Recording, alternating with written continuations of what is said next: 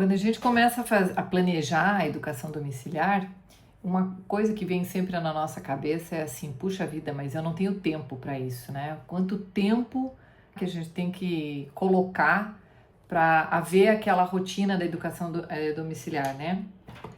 Composta então por eventuais aulas, por exercícios, pelo treino de habilidades e pela aquisição de conhecimentos do nosso educando, da nossa criança. E aí a gente pensa assim, a gente faz uma comparação, né? Caramba, mas a minha criança passa 4 horas e meia, 5 horas na escola, como é que eu vou dispor desse tempo todo para educar a criança, né? Só que vamos fazer a seguinte pergunta: você acha que as 4 horas e meia que a tua criança passa na escola, ela está lá durante 4 horas, 5 horas, realmente aprendendo, passando conteúdo? Tem alguém dando aula durante 4 horas e meia? Não é assim que funciona. Nesse vídeo nós vamos falar sobre quanto tempo diário de estudo é necessário para cada faixa etária. Eu sou Marília Zamonetti, sou advogada, mãe educadora, e você está no Giz de Casa. Essa conversa é assim. A gente já falou em outras ocasiões, né? Mas vamos lembrar que do período todo que a tua criança passa na escola, a gente tem aí em torno de 30% desse tempo, nos dias bons na escola, se utiliza para realmente acontecer o aprendizado. Ah, mas como assim? São 4 horas, 5 horas, pelo menos que a minha criança passa na escola. Pois então, a gente está falando de sala de aula, né? Sala de aula é composta de várias crianças. Quantas crianças tem na turma do seu filho? Vai ter aí em torno de 25 a 35, 40 crianças às vezes. Como é que é o manejo dessa turma? Você imagina você ter crianças, 30, 40 crianças, numa sala de aula para um professor, muitas vezes, né? Ensino Fundamental 2 já é um professor por vez, né? Você acha que todas elas ficam ali comportadinhas, quietinhas, esperando ansiosamente para ouvir o professor, ouvir o que o professor tem a dizer? Ou fazer as atividades propostas, as tarefas propostas? Não é assim que acontece, né? Aliás, a gente tem visto frequentemente aí casos terríveis de violência contra professor, inclusive, entre alunos, contra professor. Isso acontece dentro da sala de aula. Então, você imagina como que é uma sala de aula, atualmente, principalmente, e de que forma que acontece o aprendizado. Muito tempo que a criança fica na escola, ele é dedicado a manejo de turma. O que é isso? É a tentativa do professor de organizar o ambiente da sala de aula, né? De controlar os comportamentos inadequados, muitas vezes daqueles alunos que não querem aprender, que não estão lá para aprender ou estudar, né? Então você gasta muito tempo com isso, mas muito tempo com isso. Outro tempo que você gasta daquele período todo são nos intervalos. Nos intervalos e daí, pré-intervalo e pós-intervalo, porque antes do intervalo, tem escolas que têm 2 intervalos, né? Tem escolas que têm um intervalo mais longo, e antes do intervalo as crianças já ficam motivadas para o intervalo, então uma parte, né, do que acontece em sala de aula é, vamos dizer, perdida por conta desse intervalo, e na volta do intervalo a mesma coisa, né? Aí você tem professor que falta, professor que chega atrasado, você tem os problemas de comportamento nos corredores que implicam na demora do início das aulas, você tem a troca de professores nos intervalos, né? Entre uma aula e outra você tem troca de professor, e aí aquela agitação de entra na sala, sai da sala, E isso tudo para a gente falar assim de um dia normal, Aí você tem os projetos pedagógicos, não é?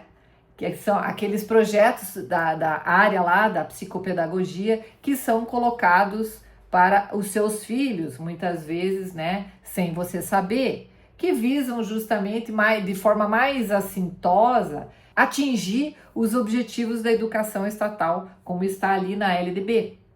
Então você tem esse período que também é consumido, período de escola, né? Que também é consumido durante o período de estudo. Você tem também aquelas coisas extras que esse pessoal da pedagogia, da orientação educacional, das coordenações pedagógicas e do pessoal da psicopedagogia cria. Por exemplo, não é? As efemérides. Então você tem lá o Dia do Índio, que a escola resolve magnanimamente, assim, de uma forma muito inclusiva, levar uma tribo indígena para a escola, para as crianças aprenderem, ou africana, ou aquilo que está na BNCC, né? Nunca vi trazer, por exemplo, italianos ou alemães e tal, mas enfim, né?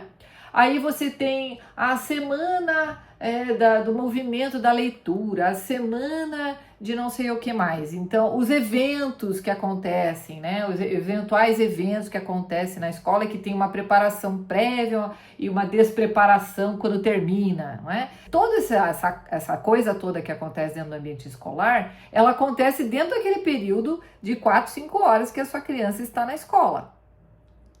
Né? Não acontece em outro momento, acontece dentro daquele período.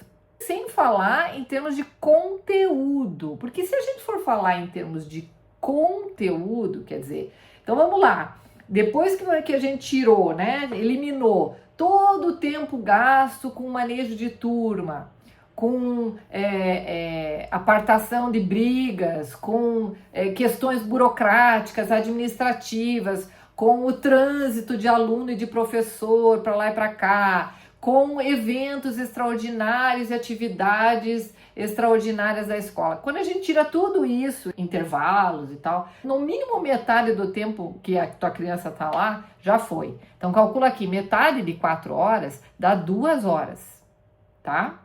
Ou 4 horas e meia dá 2 horas e pouquinho. Certo? Então, lembra desse número, 2 horas. Agora, você imagina, dessas 2 horas que foi conteúdo mesmo que está dentro da sala de aula. E agora pensa comigo, dentro do conteúdo, quando o professor consegue dar aula, propriamente dita, que conteúdo que ele está dando? É só coisa boa? É só coisa que você concorda, né? Vamos lembrar que, conforme a gente já falou várias vezes aqui no canal, a LDB, que é a Lei de Diretrizes e Bases da Educação, ela tem um objetivo educacional de formar pessoas obedientes ao Estado, dependentes do Estado e trabalhadores, funcionários, para que no futuro eles sejam também consumidores. Esse é o objetivo. Se este é o objetivo, a educação escolar tem que se alinhar com esse objetivo. Então, o conteúdo que a sua criança está tendo dentro da sala de aula vai nesta direção. Vai nessa direção. Eu vou dar conteúdos que formem pessoas, adultos no futuro, obedientes, dependentes, trabalhadores e consumidores. Esse é o objetivo. Então, o conteúdo tem que ser nessa linha. Agora você imagina, se você pensa diferente, se você, por exemplo, ao invés de trabalhadores, você quer formar, está mais preocupado em formar pensadores, né? Pessoas mais adeptas ao livre pensar, que tipo de conteúdo que você vai dar para o seu filho? Que tipo de conteúdo você espera que a escola esteja dando para o seu filho? Para que ele se torne um pensador, por exemplo, se esse for o seu objetivo como educador. Já te digo que não é esse o conteúdo que as crianças têm na escola, porque não é esse o objetivo da educação escolar. O que eu quero dizer com tudo isso? Se você for realmente enxugar o tempo que a criança está na escola para aquilo que é proveitoso para uma educação que você imagina, não sobra mais. Olha, nos dias bons que não acontece grande coisa, olha, se sobrar 1/3 do tempo, já sobrou bastante, tá? Agora vamos fazer um exercício do outro lado. Então lembra, se com todo aquele manejo de turma, com todo aquele tempo que é gasto com coisas que não tem a ver com conteúdo de sala de aula, a gente já sabe que vai pelo menos metade desse tempo, sobrou 2 horas, lembra que eu te falei para lembrar dessas 2 horas? Agora você imagina que dessas 2 horas, o conteúdo que está sendo colocado lá não é um conteúdo que você gostaria. Tem muita coisa lá que é papo, que é conversa, que é doutrinação, que é ideologia, que são outras coisas que não são conteúdo. E aí você tem que tirar aí, na melhor das hipóteses, você tem que tirar pelo menos uns 30% de coisa que não devia estar lá. Mas olha, na melhor das hipóteses, não é a experiência que eu tenho, tá? E olha que a gente tem experiências de excelentes escolas, com uma reputação altíssima. Então, mas vamos dizer que você tirou 30%. Então, você tirou 30% da metade do tempo. Então, se você tinha 2 horas, agora 40 minutos. Ou seja, das 2 horas, 40 minutos já era também. Não é verdade? Quase 1 hora. Sobrou o quê? De 120 minutos você tira 40 minutos, sobrou 1 hora e 20 minutos. Então você imagina só que o seu filho vai para a escola todos os dias por 4 horas e fica lá por 4 horas e pouquinho, mas o que ele está tendo de conteúdo mesmo é algo em torno de 1 hora e 20 nos melhores dias. Agora vamos pensar um outro lado. Vou até virar para a gente pensar no outro lado. Imagine agora que você assumiu as rédeas da educação do seu filho. E você vai organizar a educação do seu filho, o estudo e a educação do seu filho. Bem, se você tinha, isso regra geral, se você imaginar que na escola o que ele aproveita mesmo é 1 hora e 20 por dia, se o seu filho estiver concentrado nos estudos em casa por 1 hora e 20, ele já ficou igual, pelo menos, né?